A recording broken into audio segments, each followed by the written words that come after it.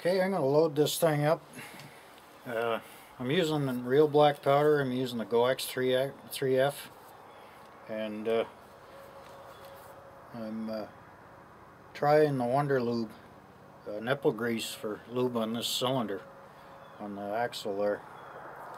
It's probably going to work a lot. I'm hoping it'll work a lot better than the regular grease does, as we know. Or maybe you don't know, but the black powder and grease and oil don't seem to get along very well. The thing will gum up on you. I'm using a flask, and the spout is good for spout is measured for about 25 grains. You can buy different length spouts for a different amount of grains. This is a 44, so we're going to use 25 grains, what they recommend. They say that's the most accurate load. With these you can go up to about 30, but then they say your accuracy suffers when you increase the amount of powder for some reason. So just going with the black.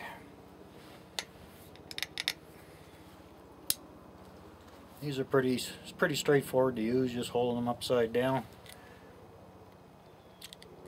Give the little lever a push, make sure it comes back, and the spout is full. It's got about 25 grains in there, and just pour it into the cylinder like so. Hopefully I'm doing the alignment on this one better than the previous video I tried. It's going to the top of the screen. Looks like I'm doing it again, but anyway.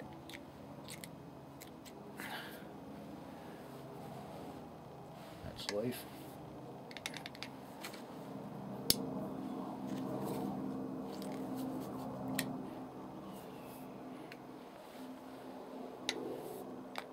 I'm going to use a filler. I'm using cream of wheat. I've used cream of wheat, and I find it compresses better than some of the other stuff. I've used cornmeal. It doesn't compress that well, but the downside to the cream of wheat, it doesn't smell very good when you light her off. So we'll top the cylinders off with this stuff. I'll bring it up to about, see there, I don't know if you can see that or not, about 1/8 of an inch below. And I find when you put the ball in that it compresses pretty nice. Okay, I went ahead and I did all of the cylinders. So now I'm going to take the round ball, stick it in there. See that? Yeah, screwed that up, didn't I? Try that again. I'm going to watch if she'll go for a click there. So I got the ball in there. Take the loading ram, this guy here, put it rest on top of the ball. Let's see if I can get him around this way. And you just give her a push, and the ball's in there. Now they say you want the edge of the ball about 1/8 of an inch, again, below the cylinder. They say that gives you a better shooting. I don't know. Maybe I'm just not a good enough shot to find much difference. Now another thing, when you're loading these, you're supposed to put some grease around each one of the round ball. One of the reasons for that, especially if you're not using a filler, is to prevent chain fire. Of course, the other reason is lubrication.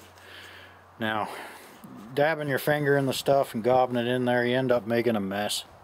So what I found is get one of these things. You can get them from a hobby shop. For model airplanes, it's SIG, S-I-G. It's the name of the company. This is used for injecting glue. Usually you fill this thing up with glue and you inject it in. So I nipped the end off. You make the hole a little bigger, but it's got that nice curve to it. So I put the lube in there, and it gets right in there. As you can see, and gets the grease in nice.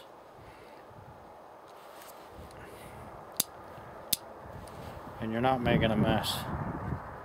It's a little bit cool today, so I've been keeping this thing in my pocket so it doesn't harden up. Hope you can see that. So, and of course, if you use this stuff, I know with Yukon Gold they say not to use lube, but I find when you don't, and the residue starts building up on the cylinder, which only takes usually about a second round, it starts getting stiff. And a lot of the reason is the residue is dragging on the barrel, between the cylinder and the barrel. So I found if I use this stuff, you know, it's a safety thing, you're not worried about chain fire, but it also seems to keep that residue soft, and it goes through the cylinder. I'll use a little bit of patch lube every now and then, especially with the walker. I found the walker's really bad for that. And I'll give the cylinder a wipe after I load it, after every set of shots before it can build up, and seems to work pretty good. Because this is cap and ball, we're going to get to the cap stage of it. Cylinders are all loaded and greased. The caps, like say in the instructions, you can use 10s or 11s. I find the 11s are loose, and I notice most people do. The 11s, you just give the cap a little squeeze and you place it on the nipple. You can use a capper, but I don't know, sometimes I find it's just as quick to do it by hand. And these are number 10s, and they're just the opposite. They go in pretty tight. And the thing is with that, as you can see, it doesn't go on all the way, and the cap's going to strike. But the big problem with that is when you hit it with the hammer, and this is from experience, all the hammer does is seat the cap for you. So you got to push that thing on. So I come up with this. It's just a hardwood dowel. I drilled a hole in the end, and I shoved the smaller hardwood dowel in there. It's got a bit of an angle, I don't know if you can see it. And I find this is great when you're using the number 10 percussion caps. You can just push those things on there, and it's wood, and you're not striking it. So as you can see, it cleared pretty good there. You don't have to worry about the thing lighting off on you. That would probably blow your fingers off, wouldn't it? But I'm going to cap the rest of it, and I'm going to get some smoke and noise happening after that.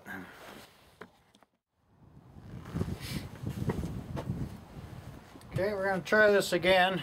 Okay, I switched back to the number 11 percussion caps, and I noticed the round ball was coming loose. Don't want your balls coming loose when you're shooting. You get that nasty air gap again. So I switched to the 457 round ball. I'm using the same greens. This time I put these little guys in there. They're called Wonder Wads. They actually smell kind of minty. They're stuffed a couple of those in there, and then seat the ball down the top, so naturally it goes between the powder and the round ball. So you should have some better luck with these number 11 caps. And like I said, to get them on there, they're loose. You got to give them a little pinch, and then you can stick them on the nipple, and they'll stay put pretty good. Okay, give this a try.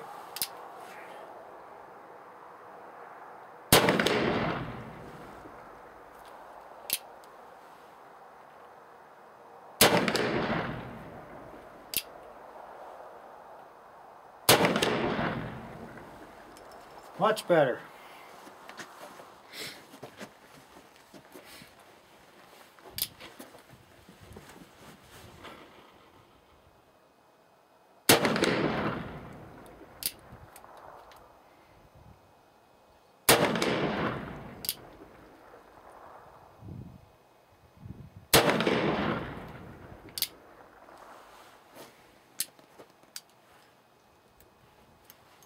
Love it. Can't get enough of that smoke. That's about the fourth round I've cylinder full I put through this now. The cylinder's just starting to stiffen up now. It used to be, by the time you had the second one in there, it would be pretty tight. So what I've tried before is take some patch lube or any of the liquid lubes that you use on patches for your muzzle loader. Now the trick is to do it after you reload. Just put a little bit in there between the cylinder and the shaft, and that seems to get things going again. Especially when I'm not using the petroleum-based grease, it is making quite a difference. So, but you got, as you know, when you fire, there's a little bit of a gap that has to be between the barrel and the cylinder. Well, you're getting a lot of the spent flash coming through here, and of course it's powder on it, and it starts fouling up that shaft. So I am finding the patch lube, just a little drop after you load it. If you do, the lube runs down into the chamber, it's going to foul up your charge. So after I reload it again, I'll put a little bit in there. That way it's not going to get into the cylinder and ruin that shot. So.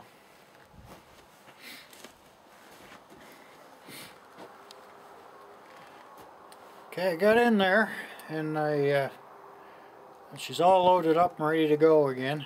And yes, the barrel's pointing down range. Now with these 1860s, and I notice even my 1851 Colts, they got little pins in between the cylinders, and there's a notch in the hammer. Now I got all 6 cylinders loaded. Rule of thumb with revolvers, you only load 5 and rest your hammer on the empty chamber. But with the setup this has, the pins in between the caps, and you can rest the notch on that pin.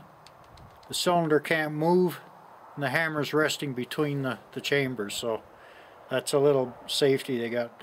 I would imagine during the Civil War, when they were using these things, having an empty cylinder was probably not an option when you're heading off into battle. I think you'd want as many ready to go down the pipe as you could get. So that works pretty good. And of course in Canada here, not allowed to carry these things around anyway. As showed, taking the trigger locks got to be on them. They got to be in a lock case and out of sight when you're transporting. And of course in Canada you're only allowed to transport the shortest route to and from your home to the range, and of course to a registered gunsmith. And that's the rules we got to live by here in Canada. But you know, at least we're still allowed to shoot the things, and hopefully it'll stay that way. Send a few more down through the old targets there.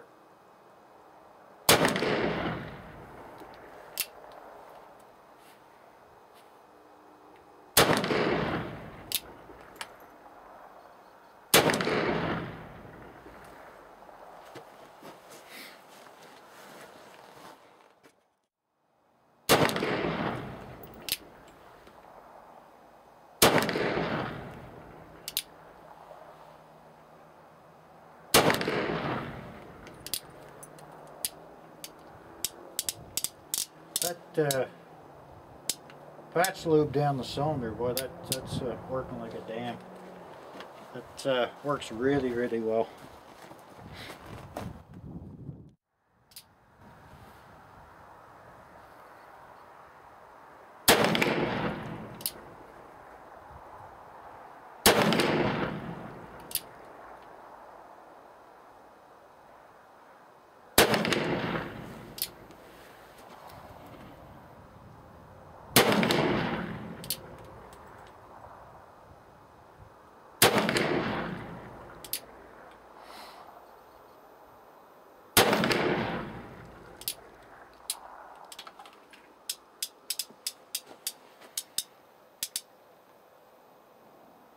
I could do this all day.